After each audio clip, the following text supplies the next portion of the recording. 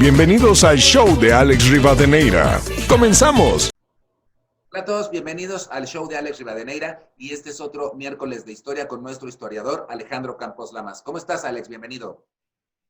Muy bien, muchas gracias por la invitación. Aquí estamos de nuevo. Qué bueno, muchas gracias. Oye, pues hoy vamos a tocar un tema bien interesante porque hay muchos mitos y realidades sobre Sor Juana Inés de la Cruz. ¿Estamos de acuerdo? Sí, así es. Pues, ¿qué te parece si empezamos con el origen de Sor Juana Inés de la Cruz?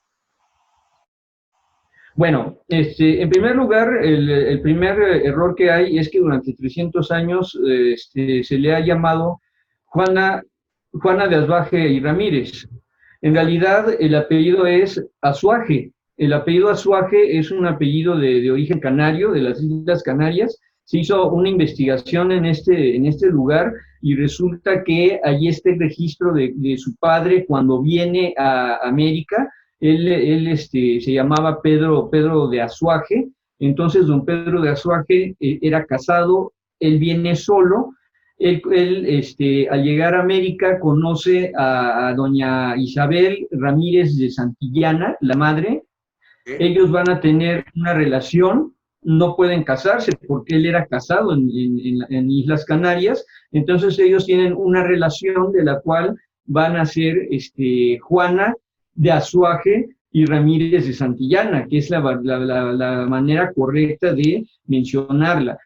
Otro asunto que también está en polémica es el año de nacimiento. Es decir, se manejan dos fechas, 1748 o 1648 o 1651. Entonces, se había tenido por la verdadera fecha una, sin embargo, se encontraron un acta de bautizo. Acuérdate que en esa época solo la iglesia lleva los registros, no hay registro civil como hoy día. Entonces se encuentran un acta de bautizo en la cual se habla de esta niña, Juana de Azuaje y Ramírez de Santillana. Ella va a nacer en un pueblo que se llama San Miguel Nepantla, en la región de los volcanes, saliendo como yendo a Cuautla, por esta región de Amecameca. De hecho, hoy Nepantla se llama Nepantla de Sor Juana Inés de la Cruz. Entonces, como te decía, ella cuando la bautizan, en el acta dice que su padre ya había muerto, su madre es madre soltera, no tiene marido, y Sor Juana la que después sería Sor Juana, ahora es solo Juana. Ella va a vivir con su abuelo materno, que se llamaba don Pedro Ramírez de Santillana, en una hacienda llamada Panoaya, Estado de México, hoy Estado de México. El abuelo tenía una gran biblioteca y ahí fue donde comenzó el gusto de Sor Juana por los libros. Cuando su abuelo muere, ella viene a vivir a México a casa de una tía materna que se llamaba María Ramírez de Santillana, que estaba casada con un hombre muy acaudalado. Entonces esas serían las primeras datos sobre Sor Juana. En cuanto a su educación, todo es autodidacta. Ella va a aprender, obvio el abuelo le tiene que enseñar algo. ¿Perdón? Todos los libros que leía. Exactamente, lo que es ser autodidacta, ¿no? De hecho, hay una anécdota que decía que Sor Juana, o Juana en ese momento, cuando quería aprender algo y no lo aprendía, ella iba cortando parte del pelo, se iba mochando el pelo, entonces ella no iba a quedar pelona. Entonces lo que hacía era obligarse de esa manera a aprender más rápido en el estudio. Ok, qué interesante. Oye, sobre su familia, ya nos comentaste del papá. El papá era casado. Entonces, ¿el papá tenía relación con ella, no tenía relación con ella? No, como te decía, el padre murió antes de que ella naciera. Ella fue hija póstuma. Ok, perdón. La familia de Sor Juana o de Juana, bueno, ya le voy a decir Sor Juana, pues, porque así la conocemos. La familia Sor Juana, exacto, sería hoy calificada como una familia disfuncional. Es decir, no es hija de un matrimonio, ella vive con el abuelo durante un tiempo, el don Pedro Ramírez de Santillana, y luego viene a México a vivir con la tía María Ramírez de Santillana y un tío esposo de ella, que es un señor acaudalado, y que pues le van a dar oportunidad en México pues, de desarrollar e irse dando a conocer. Ella tenía mucho interés por el estudio, ella quería entrar a la universidad, pero en esa época era imposible, la universidad no era para mujeres, entonces ella decía, total, me disfrazo de hombre, por favor, déjenme entrar. Como no la dejaron entrar, entonces ella siguió estudiando, como te decía, por su propia cuenta. Ok. Oye, Alex, ¿me escuchas bien o mejor me pongo los audífonos? ¿O me escuchas medio lejos, va? No, sí te oigo bien, sí te oigo bien. Ah, perfecto. Oye, y otro tema, cómo es que pasa a la corte de los virreyes? Bueno, precisamente la vida de Juana es una vida de una gran precocidad. Ella se dice que a los 5 años sabía leer y escribir, que su primera pieza literaria la escribiría hacia los 8 o 9 años. Esta fama la tiene desde que vive en Panoaya con el abuelo. Viniendo a la Ciudad de México sigue creciendo la fama de esta mujer como una muchacha. Ella es muy joven, tiene 16 o 17 años, cuando la fama llega a los oídos de la virreina, marquesa de Mancera, que va a pedir que Juana vaya a vivir a la corte como dama de compañía. Sin embargo, como ella tiene este antecedente de la que hemos llamado familia disfuncional, hay ciertas cuestiones que pues no es tan fácil entrar a la corte si no tienes, digamos que, pues una probanza de méritos, de que eres de buena familia. Había en esa época algo que se llamaba condición de nacimiento, es decir, no solo era la cuestión racial, que es lo que tradicionalmente hemos conocido, sino también el asunto de la condición de nacimiento. Entonces, como ella no era hija legítima, no podría ingresar a la corte de la virreina. Sin embargo, la virreina se empeña en que ella entre a la corte y lo que van a hacer con ella es hacerle un gran examen en la cual va a haber más de 40 cortesanos, teólogos, filósofos, etcétera, que la van a examinar y ella saldrá muy exitosa en el examen y así es como ella entra a la corte de la virreina de Mancera. O sea, le hicieron un examen en todos los temas para ver qué tan capaz era y qué tan culta era y qué tan preparada. Exactamente, porque precisamente digamos que si tú vas a entrar a la corte es porque vas a aportar algo a la corte, o porque eres un gran guerrero, o porque eres un gran cantante, un gran pintor, un gran ejecutor de algún instrumento musical. En el caso de ella lo que aporta es la cultura. Ella escribe muchísimas cosas, es que improvisa mucho. Al decir improvisar no quiere decir que lo haga mal, lo hace bastante bien. Entonces ese era el chiste que tendría ella en la corte, por eso la insistencia de la virreina, porque además pues la virreina se aburría, el ser virreina pues era estar en el palacio, tener una serie de compañía que no precisamente fuera divertida. Entonces, lo que se busca aquí es una mujer culta que pueda entretener a la virreina, pero después el propio virrey. Es decir, los dos van a quedar prendados de la inteligencia de Sor Juana. Bueno, ya decimos que es Sor Juana, y van a ser sus primeros mecenas en la vida de la corte. Oye, pero por ejemplo, en este tema que tocas, de que ella improvisaba mucho, pues claro que podía improvisar porque era una persona cultísima, o sea, no era improvisar, ¿no? Era más bien decir lo que sabía. Exactamente, pero bueno, yo me refiero, al decirte improvisar, no sé, en una comida, en los jardines del palacio, ahora que Sor Juana le recite al señor obispo, al señor oidor, al funcionario, y entonces ella podía hacerlo de repente. Ok, sí, pero ella ya tenía toda la cultura previa, ¿no? Tenía la cultura y además de la cultura tenía la capacidad, es decir, Yo puedo llegar a ser muy culto, pero con mucho trabajo, con muchos años y ella lo hace en muy poco tiempo. Otra de las anécdotas es que ella aprendió a hablar latín en 20 días. Y el latín es un idioma muy difícil. Claro, claro.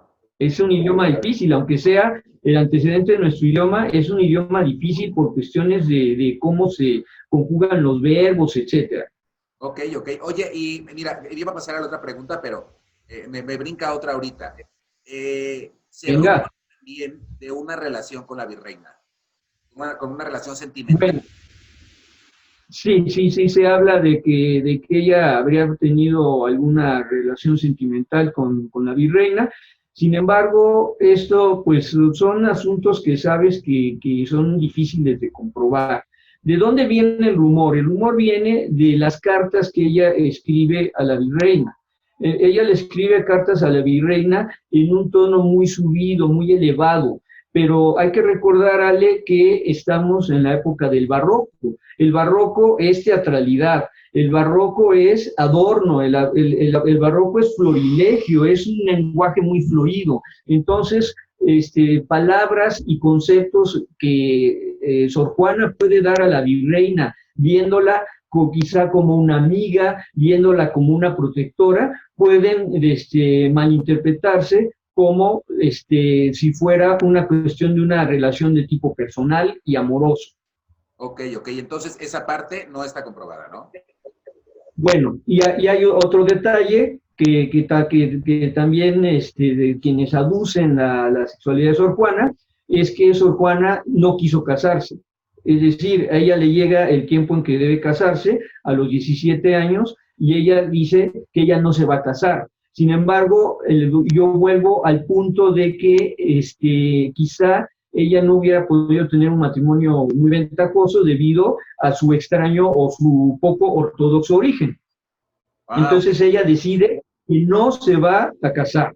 Ella se lo expresa así a su confesor. Pero bueno, es que viene también de la mano un poco, ¿no? O sea, no se puede casar por su origen. Y de los rumores de la virreina, ¿no? O sea, como que sí coincide. No es que sea comprobado, pero coincide, ¿no? Pues puede coincidir y por eso es que mucha gente lo cree y de hecho pues es símbolo para muchas organizaciones, ¿no? De esta naturaleza. Ok, del LGBTTIQXYZ. Exacto, ¿no? Esas siglas interminables. Exacto, exacto. Oye, ¿y entonces por qué se vuelve monja? O sea, porque a mí la que ya me brinca es que primero se rumora de la reina, digo de la virreina, perdón, y después se vuelve monja. ¿Cómo? Se vuelve monja. Bueno, ¿qué sucede? Que ella tiene un confesor, el padre Núñez de Haro, es su confesor, y en esa época la gente hacía lo que decía su confesor. El confesor era una especie de un psicólogo moderno. Tú vas al psicólogo para que te aconseje, para vaciar todos tus asuntos y que él te apoye de alguna manera. En el caso de Sor Juana, este confesor, padre Núñez, es quien le dice que si no se ha de casar, lo mejor que debe hacer es entrar a un convento.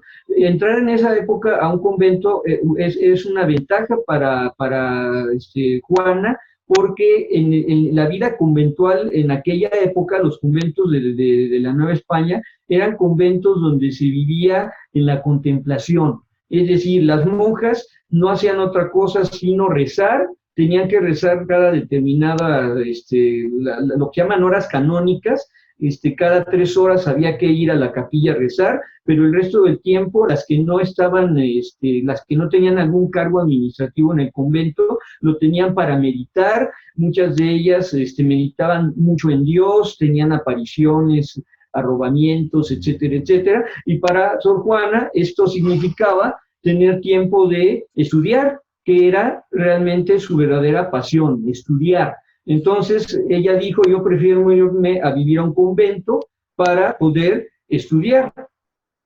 Okay. Y así es como ingresa al convento. Ella entra al convento en el 1666, sin embargo, su confesor le aconseja un convento que se llamaba el convento de San José. Eran unas monjas de la Orden del Carmen. La Orden del Carmen es una orden que tiene una regla de vida muy dura, muy estricta. Entonces las monjas del Carmen no la dejaban, no la dejaban estudiar, no la dejaban leer. Por eso ella después, sin profesar en este convento, ella va a entrar al convento de San Jerónimo, donde hoy está el claustro de Sor Juana. De hecho, pues se le da el nombre a este instituto, a esta institución, porque ahí fue el convento donde ella profesó. Las monjas de San Jerónimo son mucho más abiertas, la dejan vivir de una manera más libre y dedicarse a estudiar. Por eso es que se va al convento.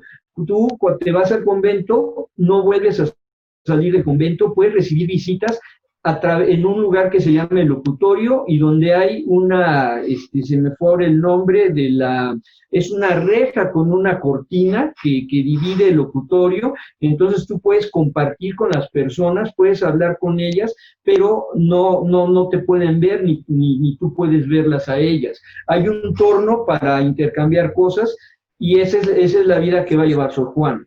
¿Como con coronavirus? Como un tipo de aislamiento tipo coronavirus, algo así. Con careta. Así es. Qué raro. Oye, ¿por qué era considerada una monja tan sui generis? Bueno, precisamente porque, como te decía, muchas mujeres entraban al convento para tener una vida muy regalada. El convento en aquella época no era como lo conocemos ahora. En aquella época cada monja tenía una casita, no eran celdas pequeñas con una cama, un reclinatorio, eran casitas, cada una vivía en su propia casa, tenían sirvientas. Perdón, ¿cómo qué? O sea, para ellas el convento era cómodo. Era muy cómodo porque a quien sí podían recibir, por ejemplo, era a niñas chiquitas de su familia que se iban a vivir con ellas. Tenían sirvientas y tenían esclavas. Entonces, Sor Juana, en lugar... Exactamente. Ella... Sí. Ella, en lugar de dedicarse a la vida regalada, de hacer comidas, de reunirse con sirvientas, con sus familiares niñas que podían vivir con ellas, ella lo que le hace extraña, pues es precisamente su dedicación al estudio. Entonces ella va a lograr reunir en el convento de San Jerónimo una biblioteca de 4,000 volúmenes. Y además es sui generis porque aunque ella no sale físicamente del convento, sí sus producciones. Es decir, ella va a escribir diversas obras para cuestiones tanto sacras, es decir, lo que tenía que ver con la iglesia, como cuestiones profanas, es decir, obras de teatro. Hay una que se llama Los empeños de una casa, esa es la más famosa obra de Juana, que por cierto, cuando entra al convento de San Jerónimo, ella va a añadir el nombre de Inés de la Cruz. Entonces, ahora sí ya tenemos el nombre completo, Sor Juana Inés de la Cruz. El nombre de Inés de la Cruz lo toma porque era el nombre de la fundadora del convento de San Jerónimo. Entonces, bueno, te decía, las monjas... Que por fin era donde la dejaban escribir, entonces como tributo, ¿no? Sí, bueno, y es como un tributo a la fundadora, ¿no? Entonces entran y las monjas le dicen, bueno, ponte Inés de la Cruz, pero su nombre, entonces, como te decía, en realidad ella se llama Juana Azuaje Ramírez de Santillana. Ese es el nombre, el nombre civil, digamos, el nombre de la calle, así era conocida. Ya como religiosa, Sor Juana Inés de la Cruz. Los apellidos se eliminan, ya no usan los apellidos. Ok. Oye, qué interesante, Ale. Había millones de cosas. Yo pensaba que sabía un poco, pero bueno, no. Pero no, la verdad no. Oye, ¿y por qué es tan importante ella en la cultura? Por todo este tema de la escritura, de la literatura. Sí, mira, ella era escritora de, como te decía, de cuestiones religiosas, escribía unas piezas que se usaron en un tiempo, que hoy ya no se usan, que se llaman autos sacramentales, que se leían para hacer meditaciones. Ella escribía también villancicos, tiene una cantidad enorme de villancicos. Ella escribía muchos por encargo. Entonces, como te digo, ella está en el claustro del convento, pero su presencia se da en la ciudad, fuera de la ciudad, e incluso su fama llegó hasta España. La fama de Juana llega hasta España. Ella, además de escribir, tiene otras actividades. Ella va a hacer experimentos de física, experimentos de química, es astrónoma. De hecho, en su época había en la Ciudad de México el hombre que es considerado como uno de los más sabios del virreinato, que se llamaba don Carlos de Sigüenza y Góngora. Entonces, Sigüenza y Góngora y Sor Juana se reunían en el locutorio del convento a través, ya me acordé del nombre, es una celosía. A través de la celosía ellos platicaban, pero también ellos intercambiaban cartas en las cuales hablaban de cuestiones científicas, como si los dos hubieran sido profesores de la universidad. Lo que sí era don Carlos. Si Juana de Azuaje hubiera sido hombre, hubiera acabado siendo profesora de la Universidad de México. Okay. Eso es lo que la hace especial en la cultura. Y los críticos de literatura, por ejemplo, en el caso de la literatura, dicen que es la mayor escritora de la Nueva España, la mayor escritora de América, e incluso la mejor escritora de Hispanoamérica, solo por debajo de Santa Teresa de Ávila, una escritora anterior a ella, que era una escritora mística, que es una de los grandes pilares de la religión católica. Pero fuera de ella, la que sigue es Sor Juana. Su talento es tal que se le llega a llamar, acuérdate, la 10ª musa. Ok, sí. Sí, no, es que sí era brillante, y toda su historia es increíble. O sea, todos los que vayan a ver este programa, yo creo que hay muchísimas cosas que no sabían, empezando por el apellido. Empezando por el apellido, exactamente. ¿Estás de acuerdo? Pero, Oye, sí, entonces, dime. Dime, perdón. No, oye, ¿y cuál fue? Se me fue. Te cuenta mucho de que tuvo un fatal destino. ¿Cuál fue su fatal destino? Bueno, mira, hay otros grupos que también toman a Sor Juana como un símbolo, que son los grupos feministas. Entonces, parte de este fatal destino es que era mujer. Por eso no pudo ir a la universidad. Por eso tuvo que meterse a un convento. Ella, por ser mujer, de hecho, fue, digamos que cooptada para desarrollar sus talentos. Ella tuvo una discusión con el obispo de Puebla. Ella escribe una carta al obispo de Puebla en la cual ella va a rebatir al obispo de Puebla en cuestiones teológicas, es decir, también conoce asuntos de teología. Entonces hay una polémica entre ella y el señor obispo de Puebla. El señor obispo de Puebla es derrotado en la polémica, y entonces lo que hace el obispo es decirle, mi querida Sor Juana, lo que usted debe hacer es dedicarse más a las cosas de Dios que a las cosas del mundo, o a cosas que nos corresponden a los hombres. Las mujeres no nacieron para teólogas. Acuérdate que todavía hoy día la mujer en la iglesia está relegada. Hay monjas, pero no hay sacerdotisas. No, las mujeres no pueden acceder a los sacramentos del sacerdocio y del episcopado, etcétera. Entonces, esa es una de sus calamidades. No estamos tan adelantados como la gente piensa, ¿no?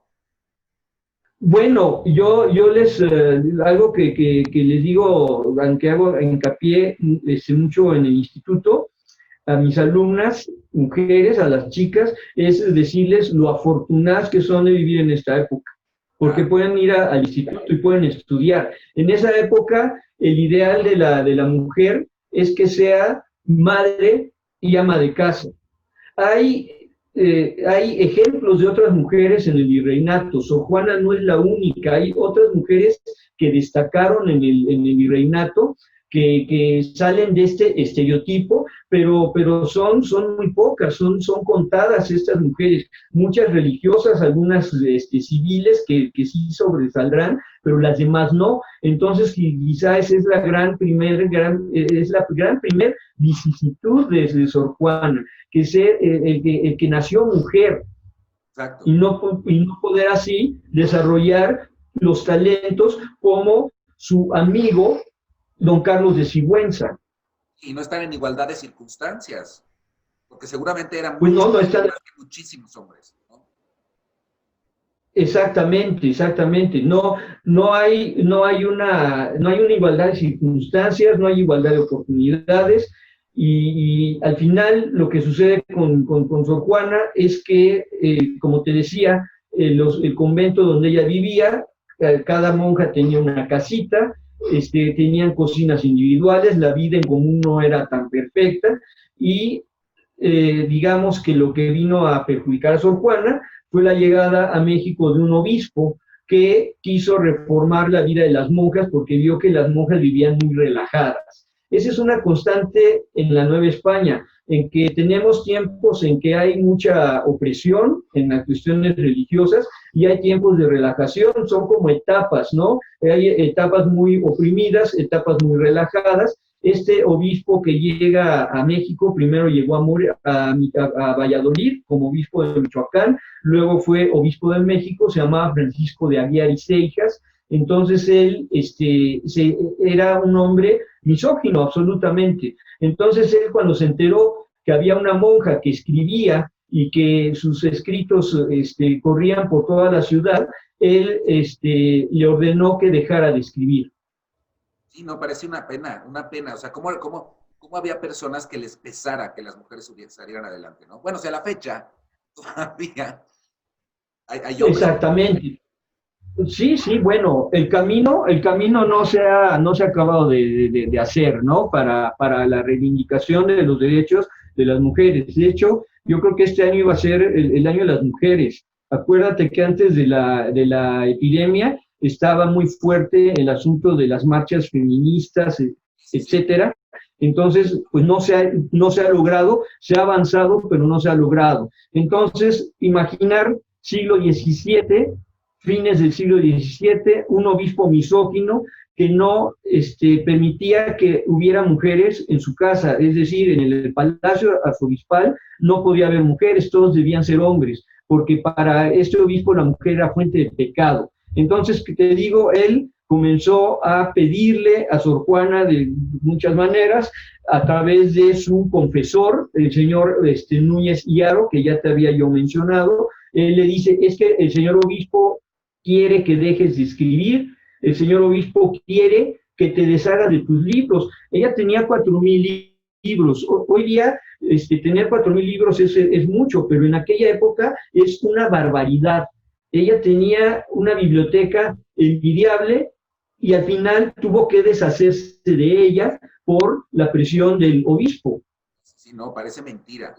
Increíble. Increíble. Sí, increíble. El obispo incluso la amenazó. Entonces ella hace una especie de nueva profesión hacia el final de su vida. Ella solo vive 44 años, además murió muy jovencita, eran los promedios de vida de la época. Entonces ella en sus últimos tiempos, pues tuvo que acatar las órdenes del obispo. De hecho, el obispo sí podía entrar al convento. El obispo podía entrar, o un médico o un sacerdote, para dar los últimos auxilios a una monja moribunda que no podía ir al confesionario. Entonces el obispo ve a Sor Juana en el convento, la amenaza, ella renuncia a su vida académica, a su vida humanista, y como te digo, es una especie de nueva profesión en la cual ella va a dedicarse a lo que se dedica una monja, es decir, a rezar, asistir a todos los servicios religiosos, etcétera. Teniendo tanto talento. Y teniendo tanto talento. rompió fronteras, hizo lo que, bueno, lo que muy pocas mujeres habían hecho en su época, ¿no? Y tuvo que estar limitada. Bueno, exactamente, como te digo, ella tiene la desgracia de que parte de su vida hay esta, digamos, especie de relajación en el convento de San Jerónimo, en que la dejan estar en paz. Ella dice, yo prefiero el convento porque en el convento yo voy a tener mi biblioteca, voy a tener mi estudio, voy a tener mis instrumentos para ver los planetas, también era astrónoma, entonces, y voy a vivir en paz, sin la responsabilidad de una familia, de un marido y de unos hijos, porque el amor de Juana, de Sor Juana Inés de la Cruz, es la cultura. Claro, exactamente. Exactamente. Entonces es gravísimo que bueno, hizo todo lo que hizo. Y hasta la fecha, bueno, ahorita estamos hablando de ella, pero parece mentira que la hayan tenido que reprimir, ¿no? Es una tristeza, porque lo que no hubiéramos sabido de más de ella, ¿no? Bueno, de hecho, ella murió a finales del siglo XVII y en el 1700 se publicó por primera vez sus obras completas en España. Un señor de apellido Calleja va a imprimir 2 volúmenes de obras completas de Sor Juana, haciendo recopilación de todo lo que ella había entregado a las diversas instituciones, lo que había escrito para los virreyes, para el rey, etcétera. Todo esto se recopila en 2 primeros volúmenes. Sin embargo, Sor Juana pasó de moda, es decir, ella muere en el siglo XVIII, las ideas cambian, el nombre de Sor Juana es un tanto olvidado, después en el siglo XIX tampoco es una mujer célebre porque era una monja, y en el siglo XIX, cuando se está construyendo la nacionalidad mexicana, se pretende que sea una nacionalidad laica, que no tenga que ver con la iglesia. Entonces, a Sor Juana se le viene, digamos que a redescubrir en el siglo XX, es cuando se vuelve sobre los pasos de Sor Juana para seguir investigando. En este caso, de autores tan prolíficos, hay obras que están plenamente identificadas, firmadas, que se sabe con toda exactitud que son de ella, y hay otras que son atribuidas, es decir, mira, este papel no tiene la firma, pero el estilo es el estilo de Sor Juana, que es además un estilo absolutamente genial. Yo no te puedo dar más detalles porque no es mi campo el asunto de la literatura, pero los literatos hablan de la manera de escribir de Sor Juana como verdaderamente genial. Ella domina muchas técnicas de escritura, tanto en prosa como en poesía. Ok. Oye, Alex, pues qué interesante, qué interesante. Como los miércoles, la verdad nos estás cultivando a todos porque, te digo, la verdad yo tenía idea, pero no tenía idea de todo lo que nos has platicado. Muchísimas gracias. Y no, del contrario. redes, Ale, ¿y dónde te pueden localizar? Bueno, un detalle antes, solo una terrible coincidencia. Sor Juana murió en un episodio epidémico. Hubo una epidemia de tifo en la Ciudad de México. Ella tenía que atender a sus compañeras que empezaron a enfermarse porque a pesar de la celosía se contagiaban, entraban y salían médicos, entonces se contagiaron, ella se contagió y ella murió a los 44 años. Bueno, ahora sí el asunto Otra epidemia, ¿no? Bueno, sí. Lo que platicamos si no es la primera, ¿no? La primera. Exacto. Fue el tema el primero, por eso ahorita me acordé y dije, lo voy a mencionar, porque sí, otra víctima de una epidemia. Bueno, pues como ya he comentado, yo estoy en Facebook, Alejandro Campos Lamas, esa es mi red social. Ahí es donde pueden localizarme. También en la página del Instituto Cultural Helénico, pues hay mención a los cursos que imparto, entonces también esa es otra manera de contactar. Perfecto, Alex. Muchísimas gracias. Bueno, mis redes yo las voy a poner aquí porque son varias. Entonces. Y así como el directorio telefónico. Que aparezcan. Y pues muchísimas gracias y nos vemos otro miércoles de historia, Alex. Muchísimas gracias. Gracias a todos. Sí, gracias a ti. Y esto fue el show de Alex Rivadeneira. Muchas gracias y nos vemos en la próxima. Gracias. Yo quiero vivir.